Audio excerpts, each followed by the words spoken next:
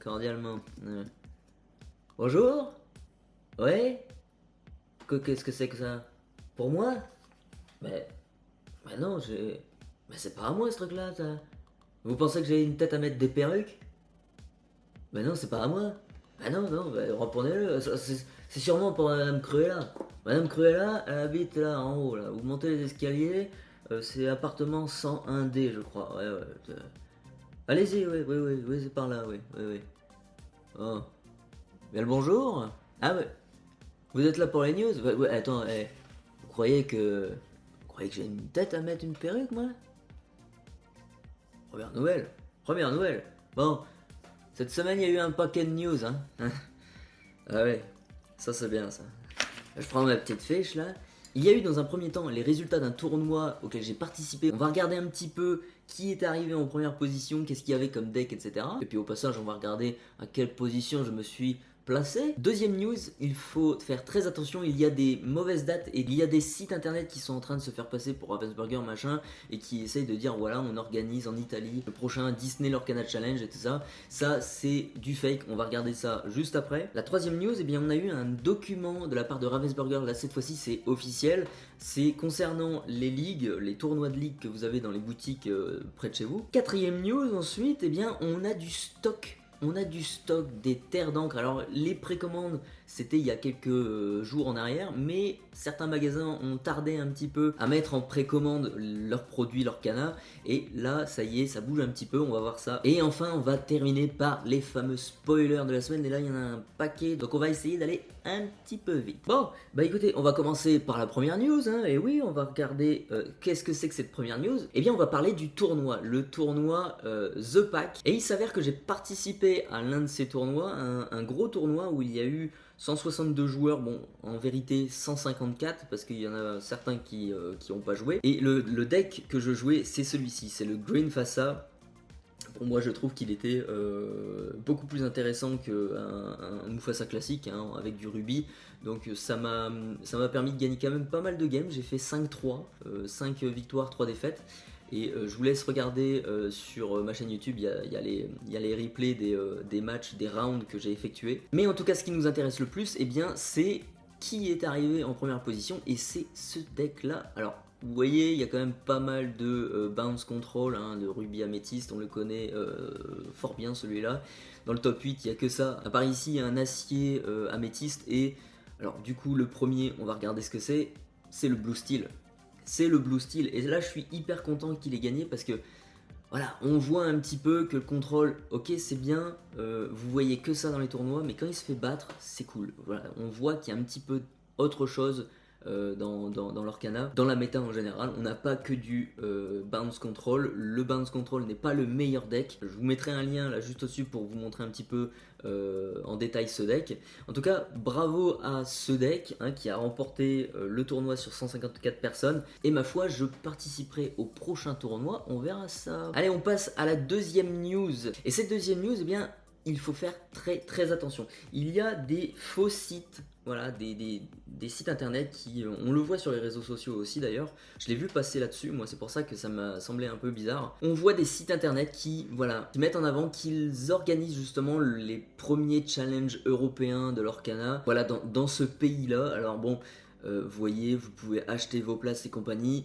Ne faites surtout pas cette erreur. Il faut même appuyer sur aucun bouton pour ce site-là parce que c'est un bon moyen de vous faire pirater ou de vous faire voler vos coordonnées bancaires ou des trucs comme ça. Donc surtout, ne vous jetez absolument pas sur ces rumeurs, sur ces sites internet-là, ces faux sites. Le jour où Ravensburger annoncera officiellement les lieux et les dates de ces challenges Disney Lorcana ou alors de ces championnats de 7, ils le feront. Et vous inquiétez pas, vous allez le savoir, ça va être partagé au plus grand nombre, quoi. Et je vous le rappelle, pour avoir les fameuses dates qui vont être partagées, et puis on aura un petit peu plus d'informations sur ces challenges Disney Lorcana et puis ces championnats de 7. Alors ça sera pour fin février et fin mars, il me semble. C'est les deux créneaux où là, Ravensburger va un petit peu plus communiquer sur ces événements compétitifs. Donc patience, si vous tombez sur un site comme ça, ne sautez pas dessus, c'est du fake. Ensuite on passe à la troisième news, et cette troisième news, eh bien, là, c'est du vrai. Là, c'est de la vraie information, tu vois. Là, c'est Ravensburger qui nous a donné un petit PDF. Je vous le mettrai dans la description. Et puis, de toute façon, vous pouvez le retrouver sur le site de Ravensburger. Il s'agit d'informations au niveau des ligues de l'Orcana. C'est plus pour les magasins, bon, pour les boutiques spécialisées, ces trucs-là. Mais voilà, c'est bien aussi pour nous. Pour avoir quelques informations. Et on en a pas mal des informations là-dessus. On a bien évidemment... l'aperçu des pins, hein, les nouveaux pins de cette nouvelle extension. Du coup, les petites récompenses sont vachement sympas. Et d'ailleurs, on a une nouvelle récompense qui n'est pas montrée ici, mais on a 8 packs de sleeves dalmatiens. Et à l'intérieur, il y a 65 sleeves. Alors, c'est la toute première fois qu'on va avoir des sleeves en récompense dans les tournois de ligue, dans les boutiques. Donc, j'ai très hâte de voir à quoi ça va ressembler. Est-ce qu'ils vont nous faire tous les dalmatiens différents, enfin voilà, les sleeves des 5 dalmatiens qu'il y a pour l'instant, ça serait super. Et dans ce document, on a également des informations sur les prochaines cartes qu'il y a dans cette extension. On a les fameuses cartes promo, et on peut voir une certaine liste ici, hein, de personnages, de lieux même, hein, qu'on aura en carte dans l'extension Les Terres d'Encre. On aura aussi dans cette extension, voilà, ces cartes-ci, hein, on a quelques noms, comme par exemple le MacDuck Manor, bon voilà, je crois que c'est le manoir à Picsou. Ça, c'est un des lieux qu'on aura. Donc si vous voulez voir ça plus en détail, eh ben, je vous laisse regarder dans la description, il y a le PDF. Et puis honnêtement, d'ailleurs, moi je trouve qu'il y a quand même pas mal de cartes intéressantes là-dedans. J'ai très hâte de les voir. Et on va sur la 4ème news, et ça concerne les précommandes des Terres d'Encre. Alors, les précommandes ont commencé à peu près le 2 février pour certaines boutiques, mais il y a quelques boutiques qui ont pris un petit peu leur temps, comme Parkage, qui ont dit que les précommandes allaient commencer le 2, et en fait finalement ils l'ont pas fait. Ils ont dit que c'était le 6, et en fait ils l'ont pas fait, et ensuite ils avaient dit le 8, et on est aujourd'hui le 8 février, et effectivement ils nous ont mis en ligne les produits de l'Orcana, les Terres d'Encre. Alors, pour l'Illuminir Trove, c'est le produit le plus sensible là pour le coup. Ça va partir comme des petits pains, et de toute façon je vais faire un test là en direct. Je refresh,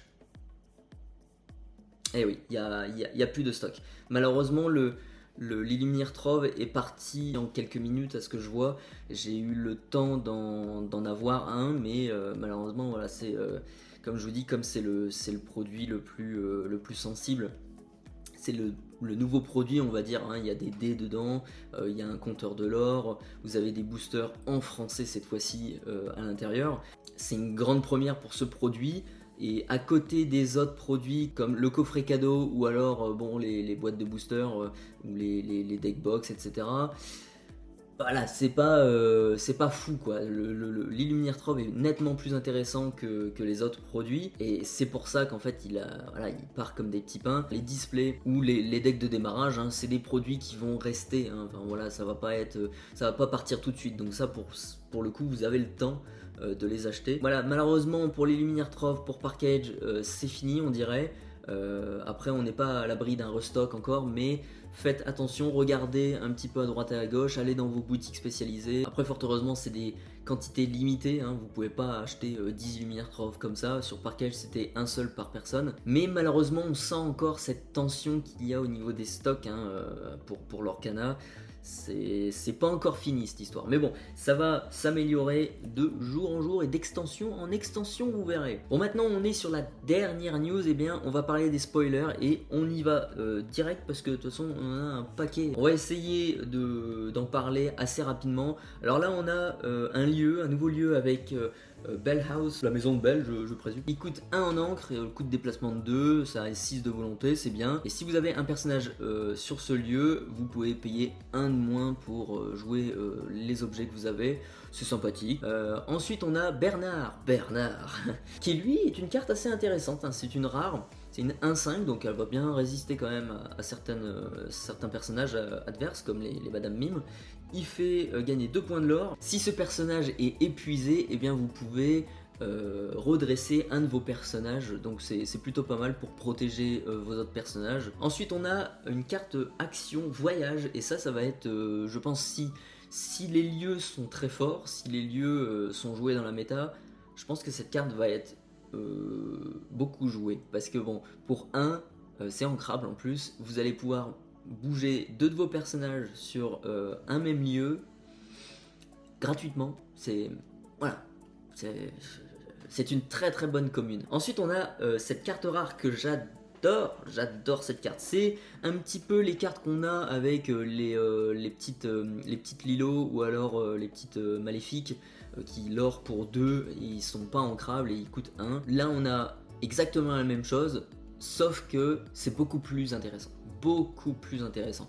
Pourquoi? Parce que c'est une 0-1, ok, ça on s'en fiche parce que c'est vite rattrapé par sa capacité. Lorsque cette carte est défiée, et bien votre adversaire va se défausser d'une carte.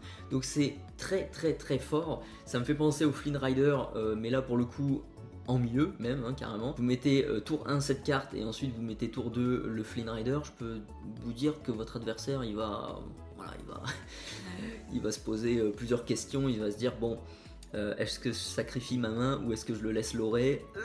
Voilà. Ça va être assez complexe pour lui. Donc c'est une carte qui va être très jouée, je pense, celle-là, et j'ai hâte de la jouer moi-même. Ensuite on a cet objet, Volte d'or. Alors ça je crois que c'est le...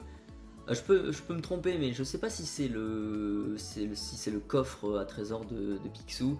Je sais plus, il y a une date en tout cas, 1-8-77, alors je crois que c'est du coup le 1er août 1977. Je suis en train de regarder en ce moment la série DuckTales, donc j'apprends des choses, on va dire. Je sais pas si c'est ça, mais en tout cas bon, cet objet il coûte 4, il est ancrable, et ça dit que vos lieux et les personnages qui sont dans des lieux gagnent résiste plus 1, donc c'est plutôt sympa, hein, me diriez-vous. C'est même peut-être mieux qu'un Big Ben. Après si vous avez un Big Ben aussi en plus, je vous dis pas, le résiste là, c'est très fort, hein, cette capacité résiste, cette mécanique là elle est assez forte. Ensuite on a un autre objet, la carte de la planète au trésor, qui vous permet d'épuiser cette carte et de payer 1 de moins pour le prochain lieu que vous allez jouer ce tour-ci. Et ce qui est sympa, c'est qu'il y a une capacité statique qui dit que vous payez 1 de moins à chaque fois pour faire voyager vos personnages dans un lieu. Donc c'est une très bonne carte, pour 3 c'est pas si cher que ça, hein, honnêtement, et ça vous fait un item quand même assez costaud. Les lieux, j'en suis sûr, vont être très présents dans les decks. Ensuite, on a ce lieu-là, hein, Tiana's Palace. Il n'est pas ancrable, il coûte 3, il vous fait gagner 1 point de l'or par tour, en plus il a une volonté de 8, donc c'est quand même bien costaud. Et les personnages qui sont dedans ne peuvent pas être défiés. Voilà, c'est un club UP à l'intérieur, hein, on ne peut pas y accéder, c'est pour les riches, voilà. Je ne suis qu'un pauvre, je ne peux pas aller à l'intérieur, donc je ne peux pas défier les personnages, voilà, c'est tout. On a ce personnage qui est une hyène allemande, hein, paraît-il. Et pour sa capacité, eh bien, c'est un personnage qui gagne plus 3 en force si il est dans un lieu, donc ça va être une 3-6. Et en plus, si vous allez défier un personnage adverse avec ce personnage, eh bien, vous allez pouvoir piocher une carte. Ma foi, c'est intéressant. Pour 4, une 3-6, c'est quand même un bon body, donc voilà, qui va vous faire piocher. Moi je dis, c'est pas mal. Ensuite, on a Yago, qui est une simple insaisissable, hein, 3-2, c'est bien, ça fait le taf, ça va permettre d'avoir plus de cartes avec ces stats là et avec cette capacité là. C'est des bonnes cartes, voilà, on passe à la suivante. Cleansing Rainwater. Et ça c'est un objet pour 2, vous allez le bannir et vous allez retirer 2 dommages de tous vos personnages. Donc ça, ma foi, c'est aussi intéressant, ça va être des cartes quand même pas mal intéressantes avec Pabi, le grand Pabi. Pour le coup, si tous vos personnages se soignent de 2 dommages, je peux vous garantir que vous allez gagner du lore. Ça c'est sûr. Donc c'est une très bonne carte pour moi. Ensuite on a Don Massacre qui a priori est italien, hein? Principe dei Pirati, Sfuggente.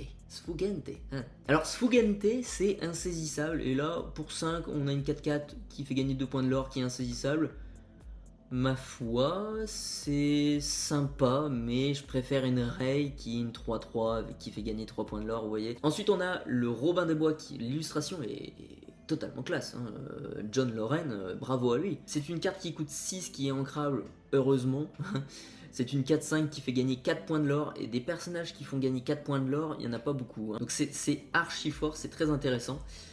Ensuite on a la reine de cœur. Et pour sa capacité, eh bien, quand elle va partir à l'aventure, eh bien, vous allez donner un point de lore à tous vos personnages méchants, tous vos vilains. Donc à voir avec le temps, cette carte il faut la checker des yeux, là, il faut la surveiller parce que il y aura sûrement un deck vilain un jour ou l'autre, donc à voir. Ensuite on a cette carte pour 1 qui va vous permettre de mettre plus 3 en force à l'un de vos personnages qui défie un lieu. Voilà, s'il défie un personnage ça va pas marcher, mais s'il défie un lieu, pour le coup il va gagner 3 en force. Une bonne carte, ils ont pensé à une nouvelle mécanique, un nouveau type de carte, mais ils ont prévu aussi de quoi détruire justement hein, ces nouvelles cartes, donc c'est très très bien.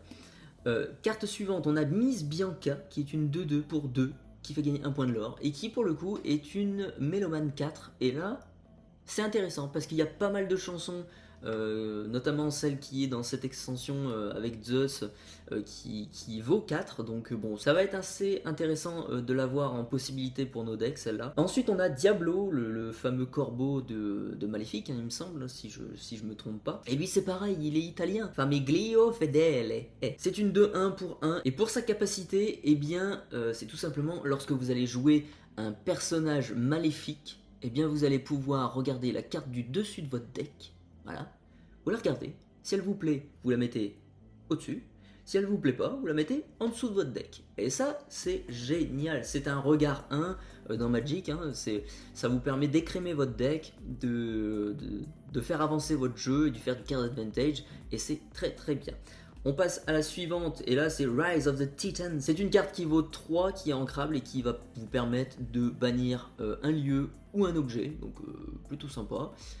On a ensuite eu un petit first look hein, de la carte Perdita, on en aura une. Peut-être que sa force du coup c'est 1.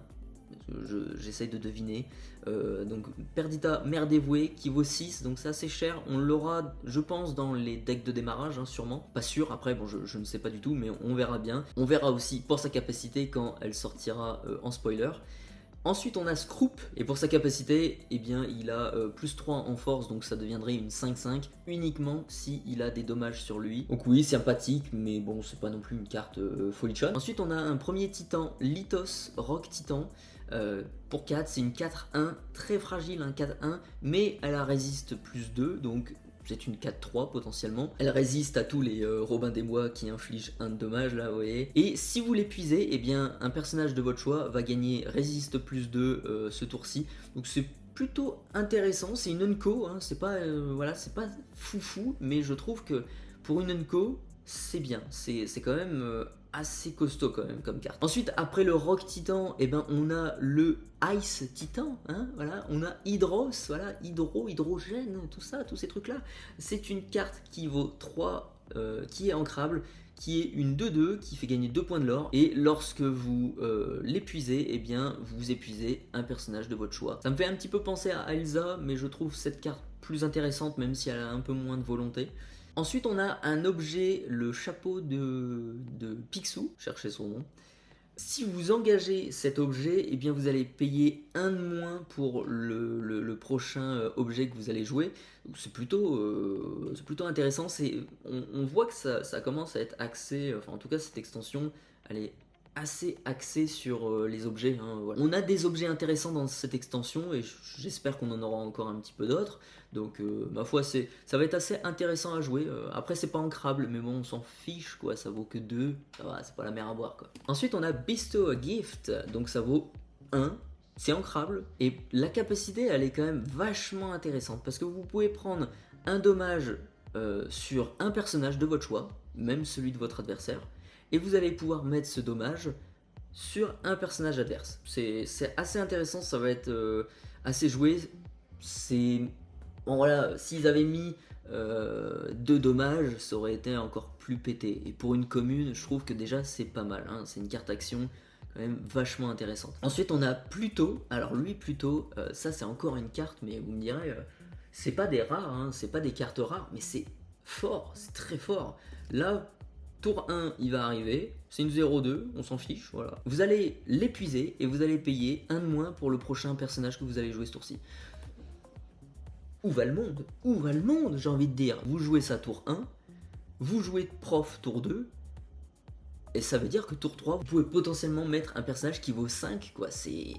Voilà, ça peut être rapide, hein. Voilà, c'est assez intéressant. On a aussi le Pluto, mais en version floatboard, qui est également une carte très très intéressante. Là, c'est une carte rare, elle vaut 7. Un petit peu cher, mais vous avez le coup d'alter qui est de 5, donc ça c'est plus intéressant. C'est une 3-8 qui vous fait gagner 2 points de lore à la bodyguard, cool. Et ce qui est encore plus cool, qui est fumé même, c'est que au début de chacun de vos tours, vous allez retirer 3 dommages de ce personnage. Comme c'est une 3-8, le bazar, il est assez costaud. Voilà, il va pas se faire déglinguer en 2 secondes. Ce mec-là, il se fait pas déglinguer lui. Et en plus de ça, il va s'auto-soigner, c'est... Laissez tomber, enfin c'est trop fort. Ensuite, on a The Boss Is On a Roll. Et ça, c'est une chanson qui va être chantée à 3 du coup. Vous allez regarder les 5 cartes du dessus de votre deck. Vous allez pouvoir mettre n'importe quel nombre de ces cartes au-dessus ou en dessous de votre deck. C'est pas mal, et en plus, ça vous fait gagner 1 point de lore. Moi je trouve que c'est également une très bonne chanson et une très bonne carte. Ensuite on a Rufus, Gato da Orfanotrofio. Trofio. E para la capacità, quando questo personaggio viene esiliato... Je vais essayer de le faire en français, c'est un petit peu mieux. Voilà, c'est une 4-5 pour 5. Quand ce personnage va être banni, du coup, eh bien vous allez pouvoir le mettre dans votre réserve d'encre, mais elle sera épuisée. Donc bon, c'est quand même assez sympathique, c'est un... On va dire c'est une carte plutôt intéressante, mais bon, ça va pas être foufou, étant donné... Elle aurait eu 2 points de lore, ça aurait été fumé, voilà. 2 points de lore, ça aurait été très intéressant, elle aurait loré, voilà, elle aurait fait sa vie, tu vois, et ensuite elle serait partie dans ton encre, ça aurait été plutôt sympathique. Mais là, ça arrive un petit peu trop tard, et ça fait gagner pas beaucoup de lore, donc je sais pas si ça sera joué ça. Enfin, après, ça reste quand même une bonne carte, je pense, en scellé, donc bon, à voir. Ensuite, on a le fameux lieu de Nottingham, et oui, pour 2, vous fait gagner 1 point de lore, tout simplement. Voilà, c'est assez simple.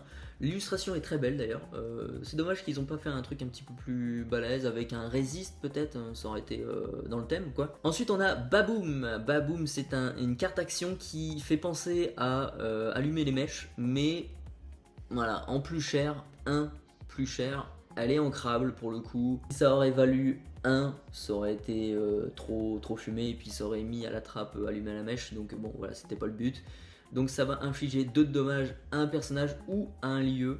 C'est la petite différence par rapport à allumer les mèches. Donc c'est une bonne carte. Ensuite on a Joshua Sweet, le docteur. Alors c'est une 1-5 pour 4 qui fait gagner 2 points de lore et qui a de bodyguard. C'est bien, mais voilà, comme elle a pas beaucoup de force, ça va être une carte plutôt défensive. Après vous la prenez sûrement pour lorer un maximum quoi. Donc à voir, c'est plutôt intéressant quand même. Ensuite on a Dive Bomb, pour 3, c'est une carte action qui vous permet de bannir un personnage qui a combattant, et vous allez infliger à un personnage la force du personnage combattant que vous avez banni.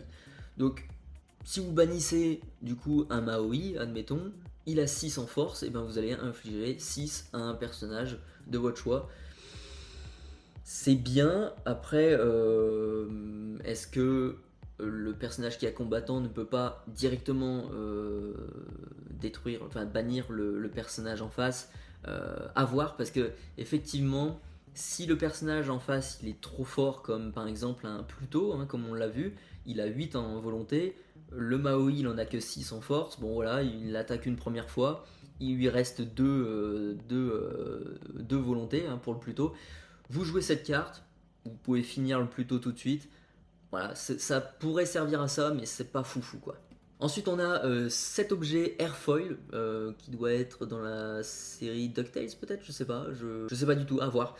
C'est un objet qui coûte 2, qui est ancrable, et si vous avez joué 2 actions ou plus, vous pouvez épuiser cette carte et vous allez piocher 2 cartes grâce à ça. Donc ça va être assez intéressant, moi j'ai hâte de voir les decks action quoi, hein. Ça va arriver hein, parce qu'on a aussi les Tremen et compagnie qui vous fait récupérer des cartes action dans votre défausse, donc c'est plutôt intéressant à voir par la suite. On a ensuite la petite épée du Capitaine Crochet, et pour sa capacité, eh bien, durant votre tour, si un de vos personnages a été banni ce tour-ci, eh bien, vous pourrez payer 1 pour piocher une carte. Donc c'est plutôt intéressant.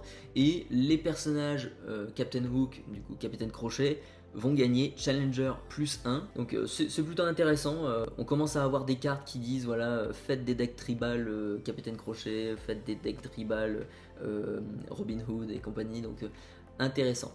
On a ensuite une Helga Sinclair, une première Helga Sinclair qui est rare, qui coûte 2. C'est une 2-1 qui fait gagner 1 point de l'or. Et lorsque ce personnage est banni via un défi, vous allez pouvoir bannir le personnage qui l'a défié en face. Donc c'est plutôt sympa, voilà. Et on a une Helga Sinclair, ma foi, coquette, oui. Helga Sinclair, femme fatale, elle coûte 5. C'est une 4-4 qui fait gagner 2 points de l'or, qui a Alter 3, donc très fort hein, sur Morph par exemple, ça va être assez intéressant. Et lorsque ce personnage va partir à l'aventure, eh bien vous allez pouvoir infliger 3 de dommages à un personnage qui est blessé. Voilà.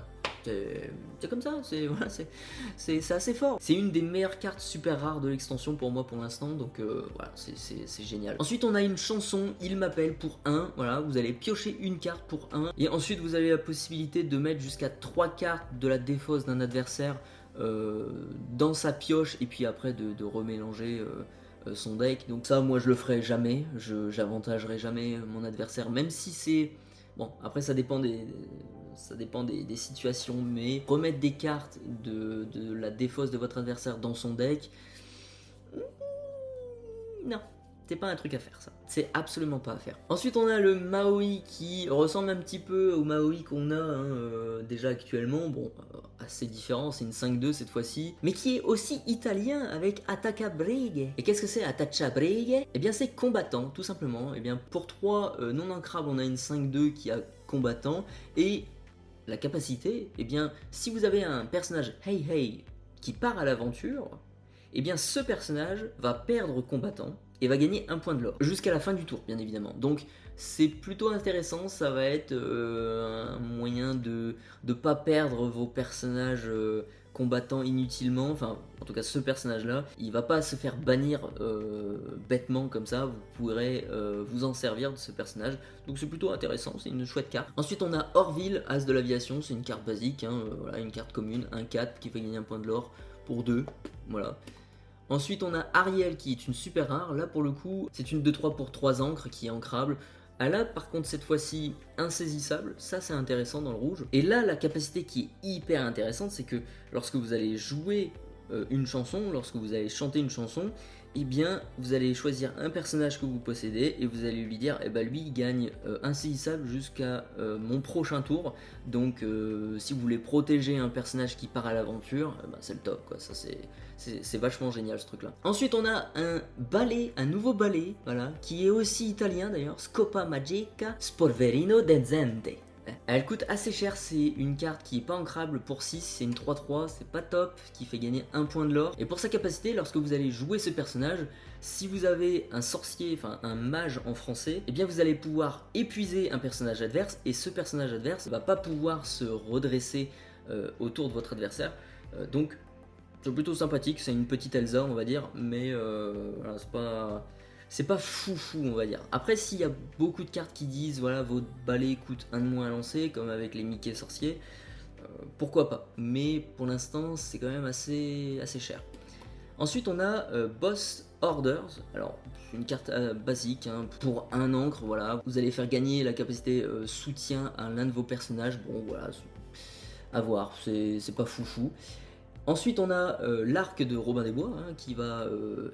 voilà, vous allez l'épuiser, vous allez infliger un dommage à un personnage ou à un lieu, donc c'est très intéressant. Et lorsque vous allez partir à l'aventure avec un de vos personnages Robin des Bois, eh bien vous allez pouvoir redresser cette carte. Donc potentiellement vous pourrez infliger plusieurs dommages à la suite si vous avez un deck Robin des Bois. Donc intéressant mais pas foufou on va dire. Ensuite on a The Firebird, Force of Destruction. Ça c'est un personnage qui vient de Fantasia il me semble, et c'est pour 4 encres, vous allez avoir une 6-2 qui fait gagner 1 point de l'or. Basique, hein, c'est pas foufou, mais c'est un ton qui est là peut-être pour casser des bouches quoi, c'est tout.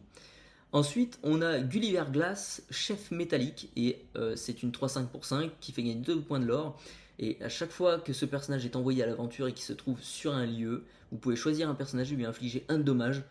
C'est pas fou, parce que pour 3 vous avez Hans, il me semble, pour 3, qui lui, dès qu'il part à l'aventure, vous allez pouvoir infliger un dommage à un personnage adverse. Donc bon, il y a mieux, c'est pas top ça. Ensuite on a un Mickey Mouse qui vaut 4 en encre, qui est pas ancrable, c'est une 0-1, donc très fragile, mais pour le coup, c'est une légendaire. Pourquoi c'est une légendaire? Parce que vous épuisez ce personnage, vous payez 2, et vous allez pouvoir jouer gratuitement de votre main un personnage. Voilà, comme ça. Vous pouvez jouer Maléfique Dragon, gratos. Voilà, c'est plutôt intéressant. Ma foi, j'aime bien cette carte. C'est une carte qui va se faire bannir juste après, peut-être, si vous la protégez pas. Mais voilà, pour 2, c'est un truc qui vous fait jouer des personnages hyper chers, donc c'est une très très très bonne carte. Et ensuite on a ces cartes là qui viennent d'arriver aujourd'hui. Alors on a un personnage Monsieur Mouche, un matelot empoté, une 3-3 qui fait gagner 2 points de l'or pour 2. C'est très propre hein, déjà, c'est des très bonnes stats. À la fin de votre tour, si ce personnage est épuisé et que vous n'avez aucun personnage capitaine en jeu, infligez-lui un dommage. Ah ok, du coup il va falloir jouer avec des capitaines crochets. Ma foi c'est intéressant, mais vous me direz c'est quand même un personnage qui lore pas mal, donc à voir avec le temps. Ensuite on a Petit Jean, compagnon de Robin, qui est sapé en quelque chose, qui a Rempart, c'est une 2-4 pour 3 qui fait gagner 1 point de l'or. Durant votre tour ce personnage gagne insaisissable. C'est ok, c'est sympa. Ensuite on a Géo Trouve Tout pour 3, c'est une 1-4 et vous l'épuisez et remettez une carte objet de votre défausse sur le dessus de votre pioche. Intéressant, ça, encore une fois la mécanique avec les objets et compagnie, ça va être un petit peu plus joué peut-être, je sais pas, on verra. Et enfin notre dernière carte, une carte légendaire, et là cette fois-ci c'est Maléfique, Maîtresse du Mal. Je ne l'ai pas vue avant, donc je la découvre avec vous. C'est une 2-3 pour 5 qui est ancrable, ok. Elle fait gagner 2 points de l'or, c'est bien. Chaque fois que ce personnage est envoyé à l'aventure, vous piochez une carte. Très fort. Ça c'est vachement fort. Après ça coûte un petit peu cher. Voilà, c'est un peu dommage pour ça. Et chaque fois que vous piochez une carte durant votre tour, vous pouvez choisir un personnage et déplacer un de ses jetons dommages sur un personnage adverse de votre choix. Oh, ça c'est très sympa parce que vous allez forcément piocher une carte par tour, donc vous allez forcément déplacer un jeton dommage sur un de vos personnages sur quelqu'un d'autre. Donc ça va être assez intéressant, mine de rien. Si elle a des dommages sur elle aussi, bah voilà, vous allez partir à l'aventure, bah, vous allez gagner 2, vous allez piocher une carte et en plus vous allez bouger des dommages. Franchement c'est hyper fort. Et j'espère qu'ils feront cette carte en version enchantée parce que là déjà la carte est assez belle je trouve. Et on commence à voir, d'ailleurs je sais pas si vous le voyez, mais on a des éléments de l'illustration hein, qui font partie intégrante du cadre de la carte. On a la cape ici qui dépasse le cadre ici. Et bien écoutez, ma foi c'est la fin de cette vidéo et la fin des news enfin. On a eu énormément de spoilers cette semaine, donc voilà, c'est très très bien, mais derrière vous. Bon, j'ai autre chose à faire moi maintenant, hein. Faut que je vois si le livreur a déposé la perruque de Madame Cruella, parce que si elle a pas sa perruque, je peux vous garantir que ça va chauffer ici. Et puis ça va chauffer aussi pour moi parce que bon, je vais me faire... voilà. Et bien pour l'instant, écoutez, on va se dire à très bientôt pour une prochaine vidéo. N'oubliez pas de vous abonner, et d'ailleurs je vous remercie énormément parce qu'on a dépassé la barre des 500 abonnés. Et oui, les 500 abonnés, mais maintenant il faut viser quoi? Il faut viser 1000 abonnés, donc abonnez-vous, c'est très important pour moi. On lâche un petit pouce vers le haut également. Et puis sur ce, prenez soin de vous et à tantôt.